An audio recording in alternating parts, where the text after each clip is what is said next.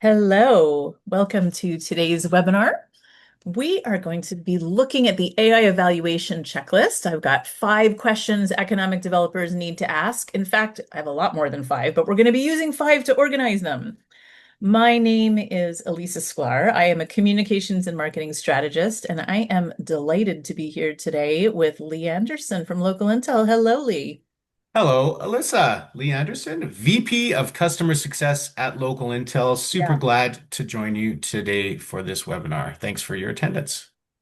So the idea here is to provide a framework that economic developers can use as you evaluate the many different AI tools that are crowding the market, that may be flooding into the market over time, to find the ones that actually move the needle for you. Like what are the ones that are worth your time?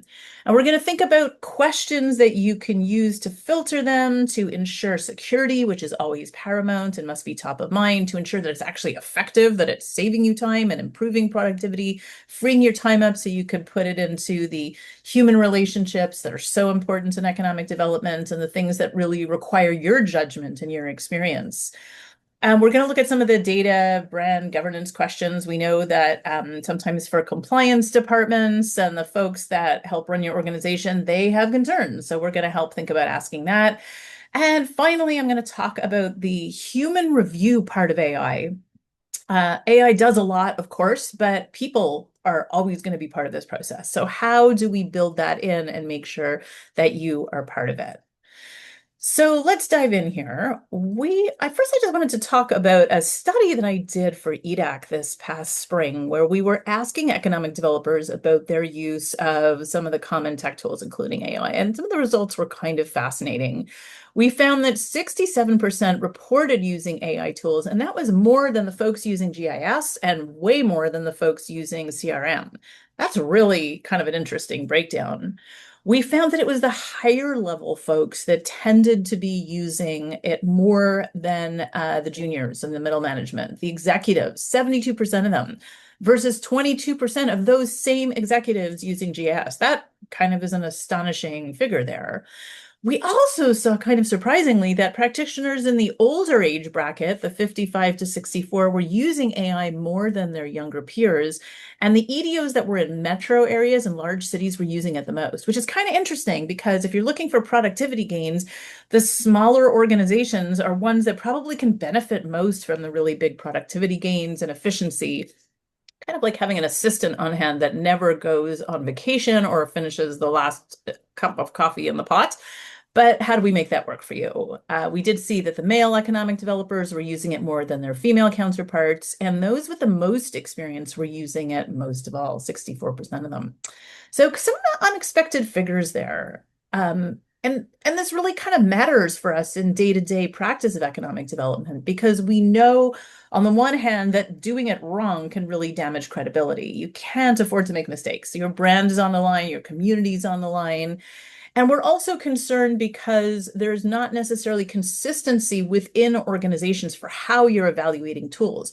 The data seems to suggest that people are kind of using them patchwork for their own purposes, but maybe not as a team and not as an organization, which means that you may get different figures or different results or different standards of content, and it might not all look the same. Definitely, this represents risk for an organization, and risk is something we want to avoid. So let's take a look at these questions that you want to ask before you commit to any AI tool, something that you can use to make sense of them. So the first one, I would say the most important one is where does your AI get its data? And most AI tools right now, generative AI, are using the open internet. They're just going out there onto the web, aggregated databases, publicly available information, things with no clear update cycle. It can be old data. All you need is one inaccurate statistic in the bunch, or you can have one statistic here from one source and a slightly different one in another one of your documents or presentations. Again, that's kind of problematic because it affects your brand. People are going to have questions. You want to make sure that you are getting it right and that you are doing this before anything actually goes out there. So I'm just going to show you some examples. One of the ones that I really love is Notebook LM, and that's because Notebook LM draws from a closed set of data. It doesn't use the whole internet. You put in the sources that you want it to draw from, and it can come up with all kinds of things. So it could be a paper or a report, your, data breakdowns, PDFs, whatever it is that you actually have. And then you can generate lots of different things as you see on the side, slide deck, mind map, data table, for example. So definitely kind of an interesting option there. That doesn't mean that it's not without its problems. So here's an example of me trying to make an infographic, and I've customized it with the look. But then when I actually asked it to come up with it, it gave me 6 musts for professional adoption. But I didn't ask it. The document that I gave it actually had 10 musts of AI factors that you need to look at. So right there, we're seeing that that's not necessarily perfect. The next thing I tried to do actually was create a video. So let's just close this out and see what the video. Okay, so we are constantly bombarded with marketing hype about the next big AI solution, right? Every day there's a new game changer. But how do you actually select the right tools for your organization without just guessing? Well, today I'm going to be your pragmatic guide through this Wild West. Okay, so that's just part of the video. Kind of fun. It did this super quickly. It does have that weird voice that we all now recognize as an AI voice. We want to avoid AI voice, I think. Super cool. I do think you can play around with the voice. Again, you need to screen really carefully. You're adding in the data, which is amazing, but you want to make sure that you are that it's still the algorithm isn't doing things wrong. Another one that I like, although it's drawing from the whole internet, is Perplexity. And I like Perplexity because it shows the sources for all of their answers. So again, you can at least cite sources and you can check it, and it gives you that verification piece. Now, one of the things that I really love with the new Local Intel AI content platform is that it always shows the data. And the thing about this new AI content platform is it is drawing from a closed set of verified, vetted, always up-to-date, secure data sources. These are the data sources that you are using internally to do your own research, but it has gathered them together, put it in the algorithm. You can see the list of them. I'll show that in a moment. And you know that it's always being updated in the background. So you never actually have to worry that it's pulling, 2-year-old data, 5-year-old data, when in fact newer stuff is available. And as you can see in this screen, it's always sourcing them. Here's another example. You can see the source is always down there. And so you have this history of sources. And as you put it out there and share this in different capacities, people can actually see that, which is exactly what we want them to be able to do. Another thing you can look at is as you're building these charts is not only do you know that you've got this closed set of verifiable, secure, and always up-to-date data, but you can choose from those data sets how it is actually building out the content that you want to be able to use. And it does it super quickly, and it's asking you how you want to show it and showing the reference period. So again, very powerful and secure. Security is always going to have to be top of mind in economic development. So this closed set of data really changes everything. You want to make sure it's easy to cite. You've got all these things, the standardized definitions, and in fact, definitions that are appropriate for economic development, because what might work in one field is not necessarily going to be the same as another. These are data sets that you recognize from everywhere you look at. So here are some of the questions that go along with the big questions. What data sources does this tool use? Things you can ask your vendor.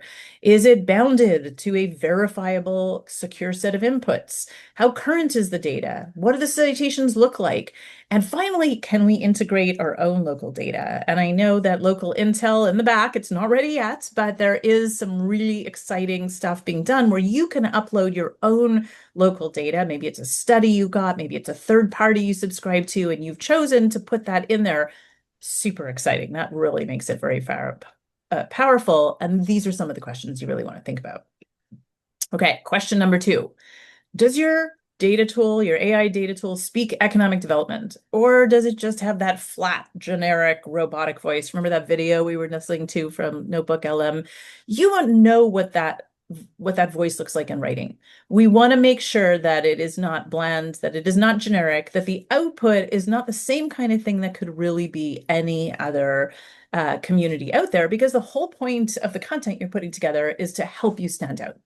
So as you're putting together these multi-million-dollar deals, you don't want to shortchange yourself on the content that you're generating. It has to be compelling, professional, and really specific to your community. So, for example, when you're in Claude, I kind of enjoy these. You get to choose the style. I'm not sure what buttery is, but apparently that is the thing that I have chosen. Glassy, again, not sure that's going to be appropriate here, but I kind of like that. It's giving you those options. And so if you're using Claude and you haven't gone into the back end, check out the voices and see what that actually looks like for you. That customization is pretty cool. Now, if you have not yet done so, depending on the AI tool you're using, you want to think about your personalization settings. You go into the back end, and I've got a really detailed one that I have put together over time. You could just see a small part of it here. I don't want it, painting everything as positive. I want it to be honest, but I don't want it to be rude. I want it to verify. I want it to show the confidence level. Lots of great stuff. And I'm happy to share these with anyone who's interested in knowing more. That is going to give me content that is more appropriate for what I want to generate. The next thing I do in Claude is in my projects. You create a project. Don't just use chats. I have a project where I give it a specific style, talk about the audiences, I create a custom voice. I, in fact, can create a project in which I upload my own writing and it looks at my voice. And this is one of the things that it did. I put in a bunch of my writing and it did an analysis of it and it generated this document that I can then use when I'm in another project and want it to sound like me and not just sound that generic bland piece. So this is kind of fun. It's always interesting to get that analysis of your own writing. And then I go in there and I'm asking it to do things. So in this case, I wanted a translation. Translation is so cool when you can use AI for that. And I live and work in Montreal and Quebec. Things need to be in French, but it's not the same French here that it is in France. Similar, if you're talking to Brazilians, the Portuguese is going to be different. And you also want to mention that it is for a professional business audience. So this is a way in which you can enter that customization.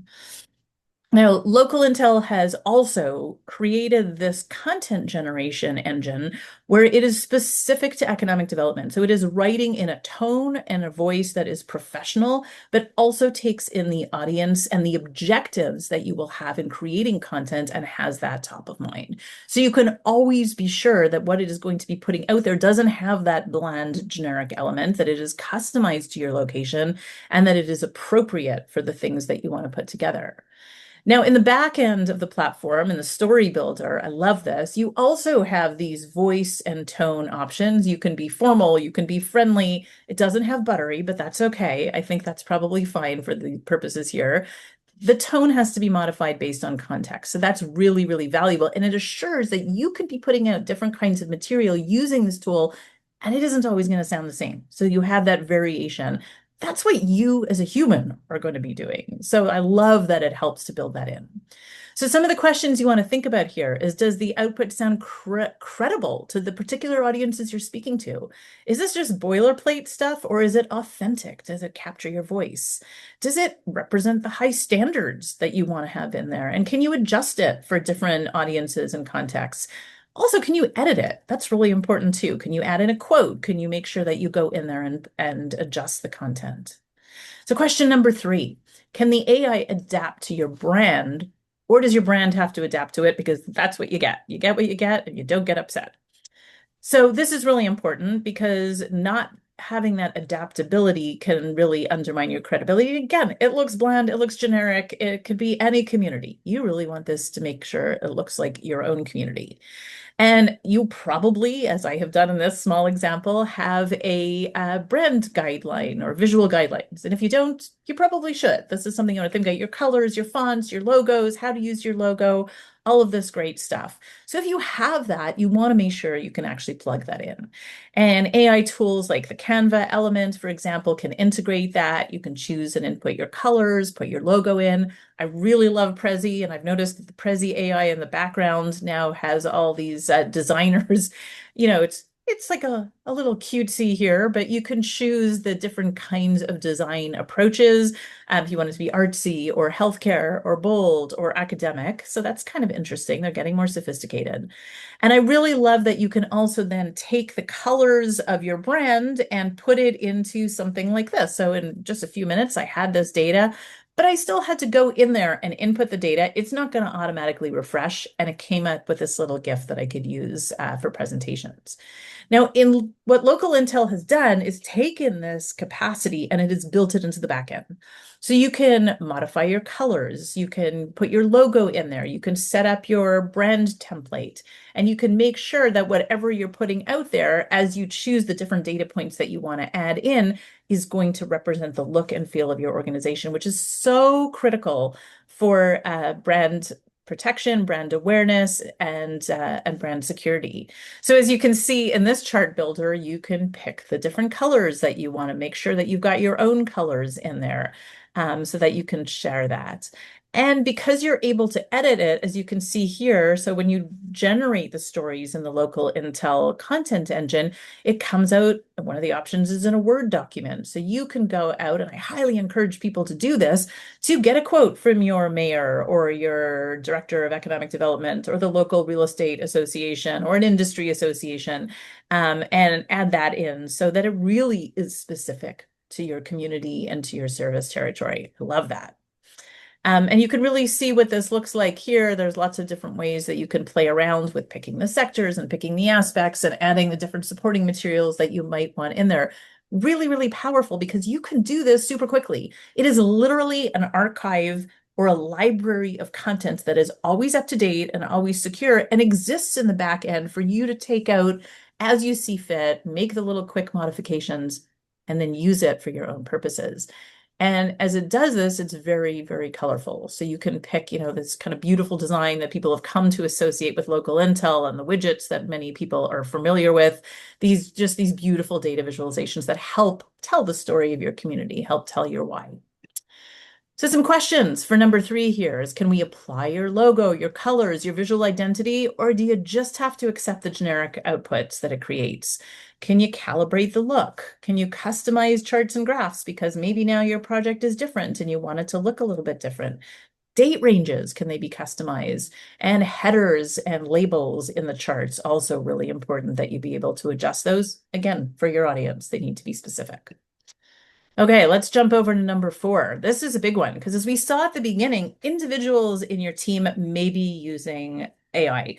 Sometimes people are doing this on their own because they know how powerful they are, but maybe the organization has not fully greenlit the use of this. I know, as we said, there's concerns about data compliance and security. So maybe individuals are using these tools as they come up and then putting them into formats that can be used, but you're getting this inconsistent approach across teams, and frankly, you're losing out on an opportunity for synergy. Because if you're all rowing together and pulling together and using the same tools, then any one of you can go into this custom archive of materials at any time and grab what you want without worrying or having to double check, hey, Lee, is that what you actually used last week in the report?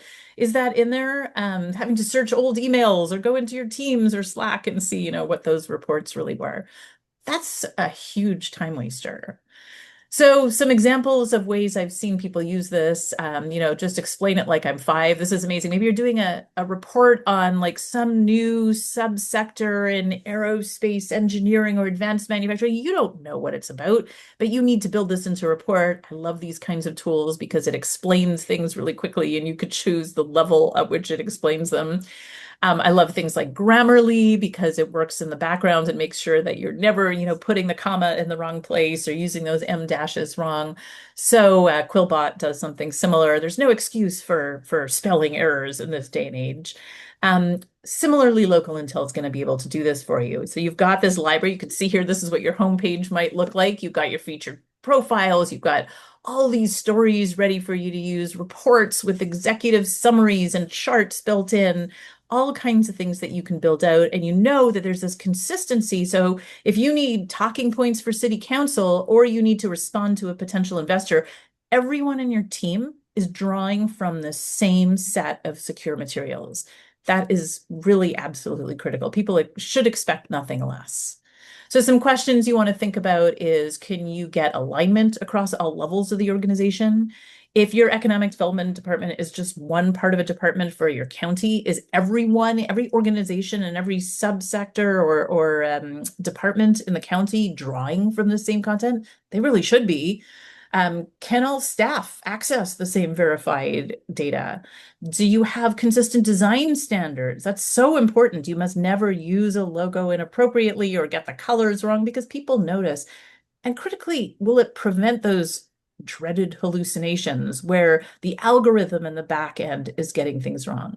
That's why having a tool such as the one I showed with from Local Intel is really important, because you know that it has been engineered specifically with this closed data set for economic development purposes. So our last question here is the human review part of things. Who in your organization is accountable for reviewing AI content before it goes out? Because I will admit, I'm a huge user of AI. I think it's amazing. I use it, take everything with a grain of salt. Everything that goes out must be reviewed by a human being. And your organization should have a basic protocol. Everything that has been generated by AI should say this was generated with the use of an AI tool, but it has been human reviewed. Here's some examples of what that language can actually look like. You also must establish why you're using this. Are you just using it because it's super cool? Or is it saving you time? Is it saving you resources? Is it enabling you to be super productive? Does it mean that when your investor calls you and he has or she has a question about a site, that you can get back to them and be super responsive, get back to them right away without having to spend days doing research or wait until, someone gets back from vacation, that you can crunch the data, that it's always the up-to-date data? That is really important, that you know your whys. And then you need that human review piece. You need to designate who in your team is going to be reviewing anything that was generated by AI. There must be a point person to do this review. Maybe for something that's like a response to an RFI or website content, maybe it's a different person than it is for some of the other content you're pulling out. That's okay. But everybody needs to know what those are. You need to have somebody who is always going in and reevaluating, because AIs change and put out new content and new, new things that they're capable of doing, new functionality. And you should have some red lines. Like are there some cases in which you are not using this or not using some of the tools because they are less reliable than other ones? Super important for being able to put that together. So to sum up this last question, these are the things you need to think about. What does the AI content protocol look like? Who is responsible? Where are your checkpoints? And is this regularly updated as AI tools evolve? And do you label AI created content? Good question to have. So to sum up, these are the kind of basic 5 questions. There's questions within the questions for each of the different elements here. And since this brings us to the end of the presentation today, and we have a couple minutes left over, I just want to know if anyone has any questions or any comments. Happy to review that with you if you want to put them in the chat here. While we get that up there, I just want to also share this information over here. If you want to speak with anyone here to learn more about the new Local Intel AI content generation platform, you could book that demo directly at info@localintel.com. We'd love to share this with you. If you'll get the evaluation checklist. You'll also get a copy of today's presentation. We like to keep things short, super practical. Maybe there are some questions that you've got as things come up and you didn't get a chance to ask them here. So you can reach out to us at info@localintel.com, and we would be happy to answer those questions for you. Have I forgotten anything, Lee? Is there anything that we should be saying? No, I just want to reiterate that your checklist is absolutely spot on. I talk to Local Intel clients every day, and on this checklist really does reflect those conversations, including the questions and concerns that our clients have. So what really resonates with me is the alignment amongst teams, right? I think that's super important, especially, for the larger organizations. And also want to stress that point that you made about the data, right?